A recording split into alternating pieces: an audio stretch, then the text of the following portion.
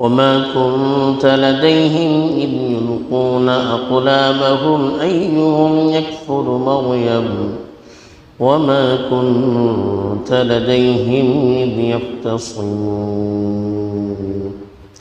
الحمد لله والصلاة والسلام على رسول الله وعلى بعد۔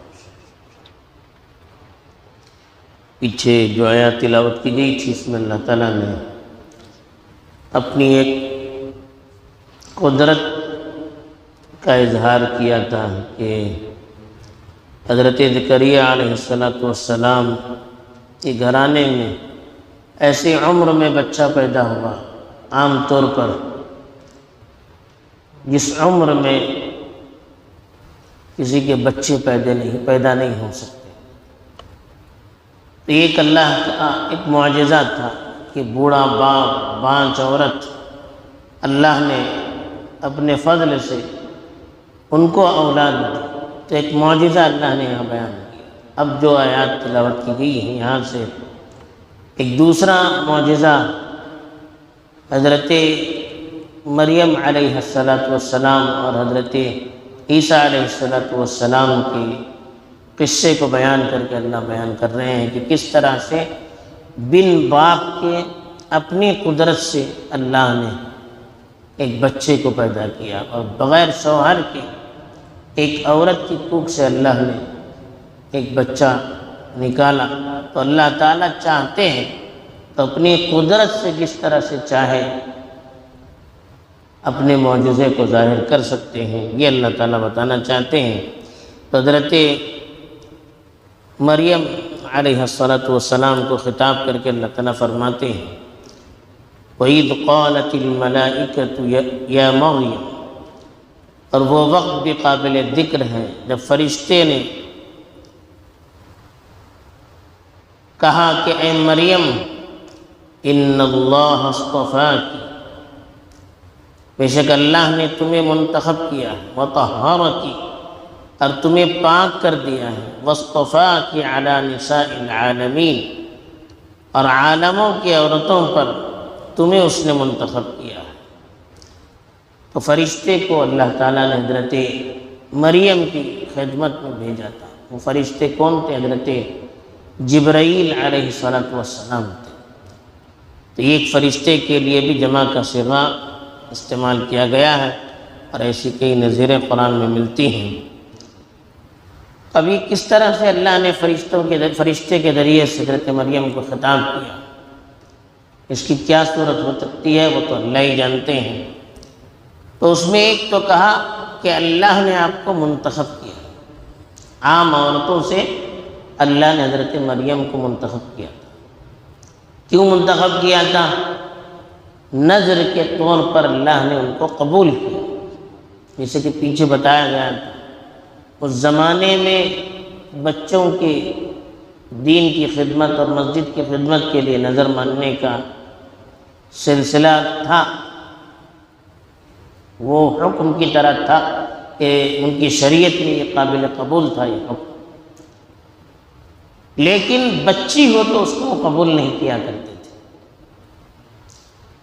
حضرت مریم علیہ السلام کا مسئلہ مستثنی تھا، وہ بچی ہونے کے باوجود، لڑکی ہونے کے باوجود اللہ نے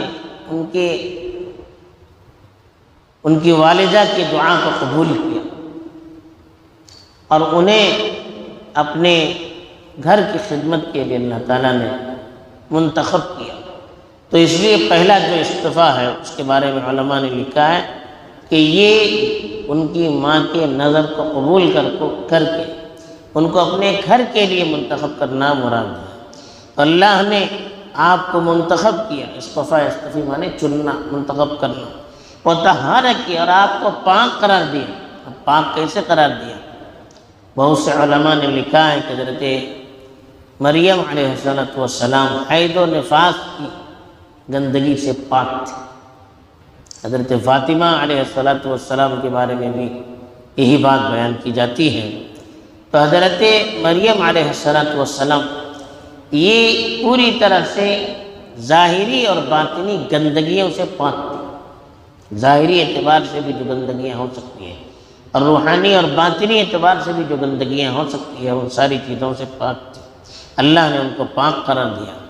پھر کہا وَاصْطَفَاكِ عَلَى نِسَاءِ الْعَالَمِينَ، اور عالم کی عورتوں میں آپ کو منتخب کیا، سارے عالم پر آپ کو فضیلت دی عورتوں میں۔ اب یہ کیا، اکثر علماء نے لکھا ہے کہ ان کے زمانے تک کی جو عورتیں تھیں ان میں اللہ نے حضرت مریم علیہ السلام کو فضیلت دی کہ بن شوہر کے ان کی اولاد پیدا ہوئی، ان کے پیٹ سے ایک نبی کا جنم ہوا، اور اللہ نے اپنی مخصوص عبادت کے لیے ان کو منتخب کیا، فرشتوں سے ہم کلامی کا ان کو شرف دیا۔ تو یہ دیکھا جائے تو ساری عورتوں میں وہ ممتاز تھی، اسی لیے بہت سے علماء کا یہی مسئلہ ہے کہ تمام عورتوں میں حضرت مریم علیہ السلام سب سے فائق تھی۔ بعض روایات میں معلوم ہوتا ہے کہ اللہ کے رسول صلی اللہ علیہ وسلم نے فرمایا کہ حضرت مریم اور حضرت خدیجہ یہ تمام عالم کی عورتوں پر ممتاز تھی۔ بعض روایتوں میں حضرت فاطمہ کا تذکرہ آتا ہے، بعض روایتوں میں ان کے ساتھ حضرت آسیہ کا بھی تذکرہ آتا ہے۔ 4 عورتوں کے بارے میں کہا کہ 4 عورتیں مکمل ہوئی عورتوں میں، اس میں حضرت مریم، حضرت خدیجہ، حضرت فاطمہ، حضرت آسیہ اور حضرت عائشہ کی فضیلت کہا کہ جیسے سرید کو تمام ناشتوں پر فضیلت ہے ویسے اللہ نے ان کو فضیلت دیا ہے۔ بہرحال الگ الگ موقف ہیں علماء کے، اس آیت سے بھی یہی معلوم ہوتا ہے کہ حضرت مریم علیہ السلام کو اللہ نے عورتوں پر بڑی فضیلت دی تھی۔ ساری عورتوں پر بھی ہو سکتا ہے یا اپنے زمانے کی عورتوں پر بھی ہو سکتا ہے۔ بہرحال عورتوں میں جو چند عورتیں اللہ کے یہاں بڑی نمایاں مقام حاصل کی ہوئی تھی اور اللہ کے یہاں وہ مکمل شمار کی جاتی تھی، ان میں ایک حضرت مریم علیہ السلام تھی۔ تو اس لیے کہا کہ وَاصْطَفَاكِ عَلَى نِسَاءِ الْعَالَمِينَ، تمام عالموں کی عورتوں پر اللہ نے آپ کو منتخب کیا۔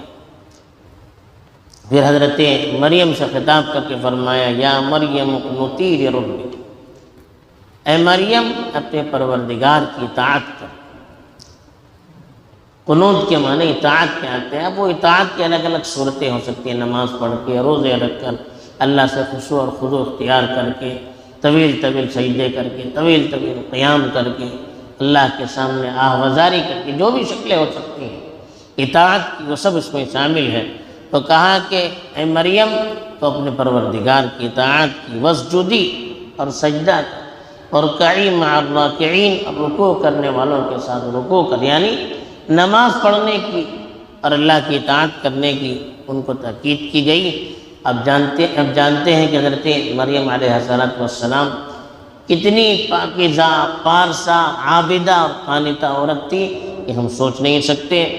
پھر اللہ کے رسول سے اللہ نے ڈائریکٹ خطاب کر کے کہا کہ ذَلِكَ مِنْ أَنْبَاءِ الْغَيْبِ نُوحِيهِ إِلَيْكَ، یہ ساری چیزیں غیب کی خبریں ہیں کہ جو واقعات بیان کیے گئے حضرت مریم کے، حضرت زکریا کے، حضرت یحییٰ کے، یہ سب غیب کی باتیں ہیں۔ نبأ کی جمع انباء، خبر کو کہتے ہیں، غیب کی خبریں ہم آپ کی طرف وحی کر رہے ہیں۔ یعنی یہ ان لوگوں کے اعتراضات کو اللہ تعالیٰ نے رد کر دیا جو کہتے تھے کہ اللہ کے رسول صلی اللہ علیہ وسلم کسی سے سیکھتے ہیں، انما یعلمہ بشر، کوئی انسان انہیں سکھاتا ہے اس لیے وہ یہ باتیں کہتے ہیں۔ تو اللہ نے کہا ایسا کچھ بھی نہیں ہے۔